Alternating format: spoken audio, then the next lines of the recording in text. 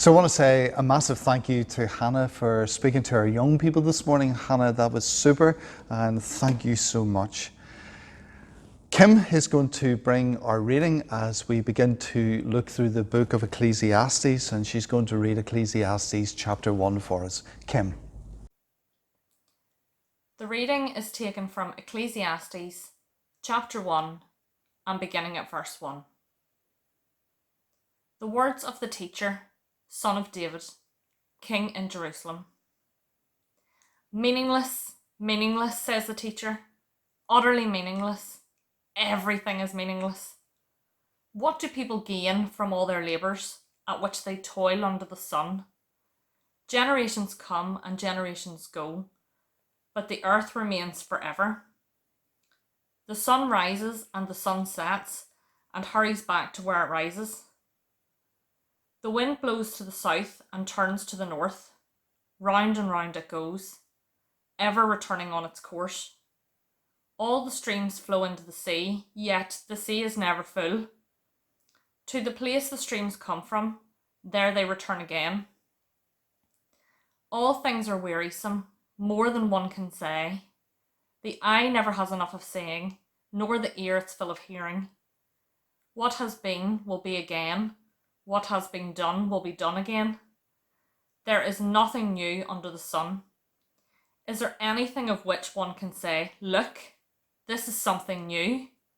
It was here already, long ago. It was here before our time. No one remembers the former generations, and even those yet to come will not be remembered by those who follow them. I, the teacher, was king over Israel in Jerusalem. I applied my mind to study and to explore by wisdom all that is done under the heavens. What a heavy burden God has laid on mankind. I have seen all the things that are done under the sun. All of them are meaningless, a chasing after the wind. What is crooked cannot be straightened. What is lacking cannot be counted. I said to myself, look, I have increased in wisdom more than anyone who has ruled over Jerusalem before me. I have experienced much of wisdom and knowledge. Then I applied myself to the understanding of wisdom and also of madness and folly. But I learned that this too is a chasing after the wind. For with much wisdom comes much sorrow. The more knowledge, the more grief. This is the word of the Lord. Kim, thank you for reading that passage for us. Surf the internet, watch your TV, search through the bookshops, scan the radio, and you'll be shocked at the message of meaninglessness targeting young people and older people alike. And suppose the question that this passage asks is this: what is the point? And the point is a delusioned old king trying to make sense of life. And so he investigates some of the most basic assumptions about existence. He kept this journal of his desperate journey, and we have the privilege of seeing what he wrote down and the things that he struggled with. Are you searching for some meaning, some purpose, some point to your life in this busy secular world that we live in 2020? Does your life make any sense to you? What is the point of it all? What is the purpose of it all? What is God doing in it all? The problem is not only that people have been unable to find purpose in life, but also that many have even given up looking. And yet, isn't it true that life without God seems so random and so pointless? In this increasingly humanistic, secular world in which we live, there is still a heart cry for some kind of meaning, some kind of purpose, some kind of spiritual dimension to our lives. And the whole book of Ecclesiastes is trying to confront us with the reality that without God, our lives have no meaning, no purpose, no point. Bertrand Russell, who is an atheist and philosopher, says this: unless you assume a God, the question of life's purpose is meaningless. But the book of Ecclesiastes is so powerful, so challenging to 21st century people like you and me. And I also want to say it's one of those books that you will either grow to love or you will absolutely dislike. It's one of those books that isn't taught very often in church. It's part of the wisdom literature in the Bible. And the book of Proverbs, it addresses everyday life, whatever the generation. It's a book that is honest about the troubles of life. It captures the futility and frustrations of life in a fallen world. It is honest about the drudgery of everyday routines and work and life, the dissatisfactions of foolish pleasure, and the treadmill of everyday life and existence. Think of Ecclesiastes as the only book of the Bible written on a Monday morning.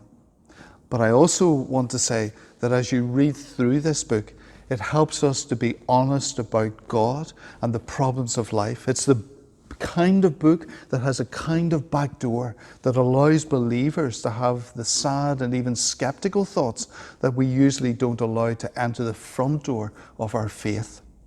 And also in the book of Ecclesiastes, there are two voices. There is the author and there is the teacher. There's this conversation going on.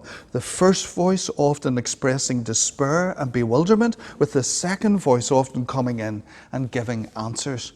And folks, it is important that we read the book knowing that, because if we don't, we end up reading the book out of context and left with the only conclusion that life is meaningless.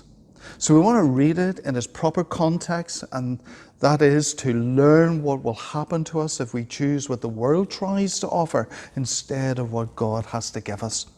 So the first thing that I want to say this morning is, Lord, teach me and help me to hear the things that are relevant to my life today, in verse 1. Solomon was the richest, wisest, most influential and powerful man of his time, a man who had everything he could ever want. Here he is towards the end of his life, reflecting back, looking back. He's going through the period in his life when all the treasures of this world have lost their appeal. Someone worked out that in today's term, his income in 1 Kings chapter 10, verse 14 was in the region of 2.6 billion per year. And yet, in many ways, he made a real mess of things in his family, in his relationships. It's like he wants to spare us the pain. He wants us to learn from his mistakes. And so through the book, even though it was written 3,000 years ago, it's still so powerful. It is still so relevant. It has still so much to teach us. So what does he want to teach us? Well, the first thing, without God in our lives, life makes absolutely no sense whatsoever. It is pointless, verses 2 to 3. You know, we live in a generation that has largely dumped God and is saying goodbye to God and lives for the accumulation of things for ourselves, for the here, for the now. Never has a generation had so much and so many comforts and gadgets, possessions, things, and yet I don't think it's made us any happier. Has it really? I look at people and what do I see? I see that people are bored, restless, weary, stressed, dissatisfied, unfulfilled, broken. Verse 2, meaningless, meaningless, says the teacher. Utterly meaningless. Everything is meaningless. 30 times in the book he uses words and phrases like emptiness, boring, pointless, extraordinary, bleak. You know, we try and use little phrases and cliches to give ourselves hope by using things like this. Laugh and the world laughs with you. Every day and every way our world is getting better and better. There's always light at the end of the tunnel. Things never are as bad as they seem. Why do people believe and say those things? Because they believe this world can provide purpose and happiness if they just hold on long enough, but it's false hope. Verse 4, you work so hard and you work so long, and for what? Says the teacher, what's it all for? He's saying, what's the payoff from all the hours that we work? What's the point in even breaking sweat? What have I done with my life? What have I achieved with my life? What is the point of it all? And from a human perspective, we stand here on earth, and if there is nothing more, nothing else, only what we see and feel and touch, if there is no spiritual dimension, no eternal perspective, no God beyond, over, above this world, well, then what have we got? 2, without God in our lives, we just seem to be running round in endless circles and going nowhere, verses 4 to 7. You know, people are busier now than ever. No wonder we can be tired. We're running around from Sunday to Sunday, Monday to Monday, from morning to night, running round in circles and going nowhere. And the teacher gives 3 examples from nature. The first, in verse 5, he speaks about the sun. He says the sun rises and the sun sets and it hurries back to where it rises. Verse 6, he speaks about the wind. The wind blows to the south, turns to the north, round and round it goes, ever returning on its course. And verse 7, he speaks about the rivers. All streams flow into the sea, yet the sea is never full. To the place the streams come from, there they return again. Even nature is repetitive. The sun, the wind, the water cycle, it's also predictable. Circles, cycles, round and round, like a treadmill. It never stops. Week in, week out, year in, year out. And yet, what's it all for? And what the writer is saying is that the earth continues onwards, and we with our life make little impact. What's the point of it all? Freddie Mercury wrote a song that said, there must be more to life than this. There's a band in the 90s called Talking Heads, and they sang a song, We're on the Road to Nowhere. And without God, that's exactly where we're heading in our lives.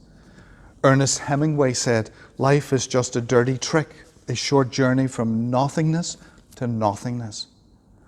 Do you ever ask yourself those questions? Where is my life heading? What have I achieved in life? Am I just going round in circles, or is there something more to life that I'm missing?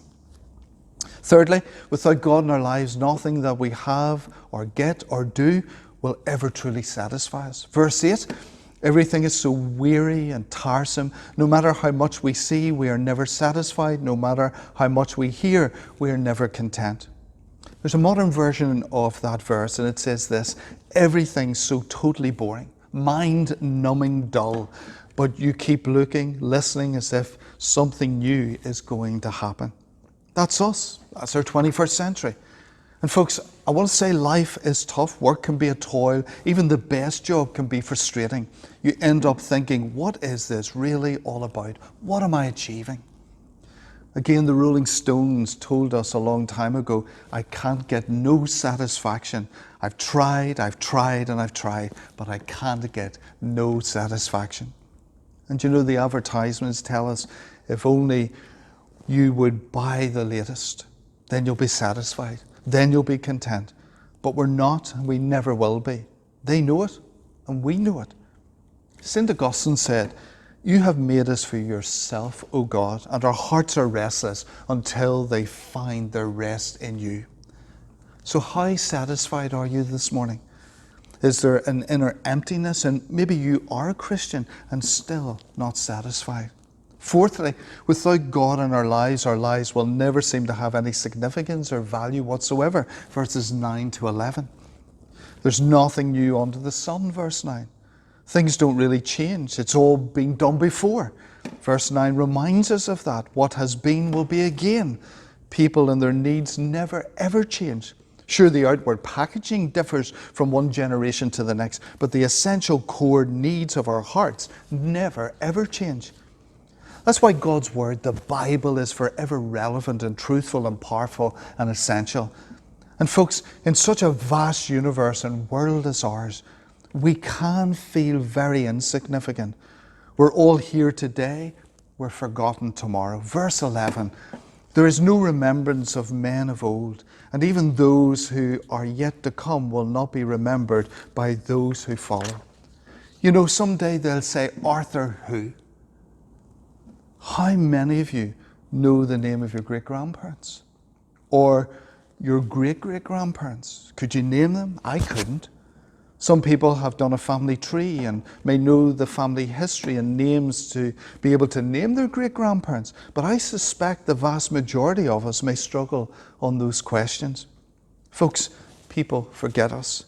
These questions constantly gnaw away inside us.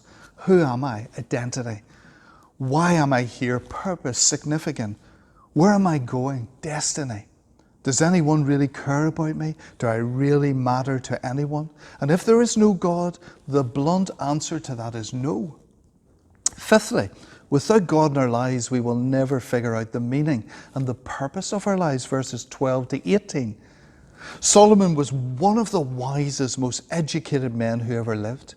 And he's telling us that he has tried to explore the meaning and the purpose of life. But he comes to this conclusion in verses 14 and 15. I have seen all the things that are done under the sun. All of them are meaningless, a chasing after the wind. What is twisted cannot be straightened. What is lacking cannot be counted. It's hearts, the hearts of people, which cannot be straightened. And folks, the problem is as deep as that. It's the heart of the problem. It's our hearts. And no matter how hard you try to understand it, to make sense of it, or even to fix it, life without God and living without God makes no sense at all to someone like Solomon and people like us today, who know so much, who know more than any previous generation has ever known. Not to know the purpose and the meaning of our lives is very painful and a very difficult thing to take. Verse 18, the wiser you are, the more worries you have. The more you know, the more it hurts. Folks, you can fill your head with knowledge and the wisdom of humankind, but it will not provide answers to the fundamental questions of life and what it's all about. Perhaps you're thinking, if I wasn't feeling depressed before listening to this talk, I am now. Well, folks, I want to say it gets worse before it gets better. What is the answer to life? Can we find value and significance as people? Can we know right from wrong? And I want to say that there is this awful sense of despair emerging in our society. As a Christian and as a minister of the gospel, I want to say this, that I believe people deserve better. I believe people need better. And I believe that Jesus Christ indeed can show them better. Solomon drives us to reality, to despair, so that we might, in God's mercy, look at life realistically and see it for ourselves. That real happiness and true happiness and eternal happiness is only to be found in a relationship with God.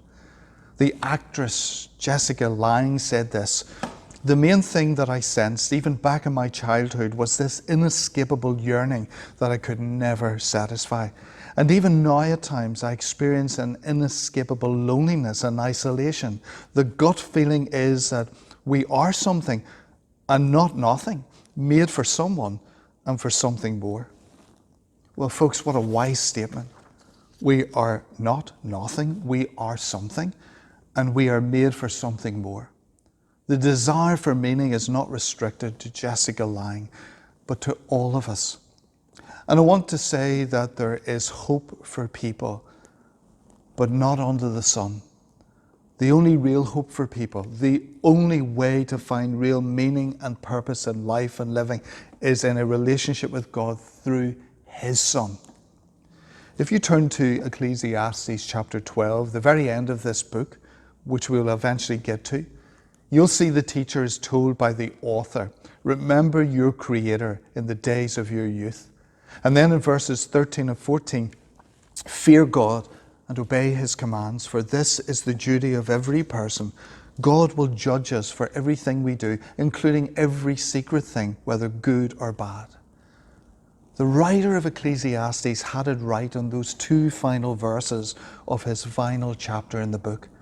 At the end of his extended discussion of wisdom, he tells us that when we put God first, that everything else has a way of becoming more meaningful in life and living. Folks, what matters to God is how we use the life that He has given us. And God wants you and me to have a relationship with Him, not a religion. People today are more and more fed up with dead, empty religion. That's why there's an emptiness inside people, even people in our churches. There is still a very real longing in people's hearts to experience a living, loving, ongoing relationship with a living God and to experience something of the excitement and the freshness that Christians in the New Testament seem to have and enjoyed with God and each other. The greatest waste is to live life without ever knowing the point of it. That's the waste. Actually, There's a bigger waste than that. The bigger waste is to know the point of life and still just give your life for the temporary things in a temporary world. There is more to you. The best use of your life and mine is to invest it in something that outlasts it all. And that is living for the purposes God made you and me for, to be in relationship with Him. Not under the sun, but in and through the Son, His Son, Jesus. Well, here's Richard to share with us this morning life in Jesus and the difference it has made to him in his walk with Jesus at this time of lockdown. Richard. You know, I've had something sitting on my desk here in my office because I work from home and I've worked from home for 12 years. So that part of everything that's going on right now hasn't been a big change for me. But I've had something sitting on my desk here in my office that my family bought me for birthday or Father's Day maybe a few years ago. And it's this here. And for I know the plans I have for you. Plans, declares the Lord, plans to prosper you and not to harm you, plans to give you hope and a future. And you know, right now we use lots of words like crisis and challenge and situation and so on. But this continually reminds me that God has a plan. The plan for every single one of us is to prosper us. And so right now things might be a little bit different and we may be restricted from doing the things that we really want to do. But I have confidence that God has a plan. And one of the ways that I think that God is actually working that out for me is that, you know, the way that I normally serve, particularly on a Sunday, so the way that I normally serve my church, I can't do that right now, and that's frustrating. You know, I want to be able to do and serve in the way that I believe God has called me to, but what it's meant is that I've had to find new ways to serve, and I'm learning new skills. I'm developing skills and talents that maybe were hobbies for me in the past, and now I've got an opportunity to put those to use and to serve God in different ways. So while the world we know it may be a little bit different right now, it does not mean that God, first of all, does not have a plan for us and a plan to prosper each one of us. It also does not mean that we cannot serve. It may mean that you need to think differently and be a little bit creative, but we can all continue to serve. And that's what gives me hope for the future.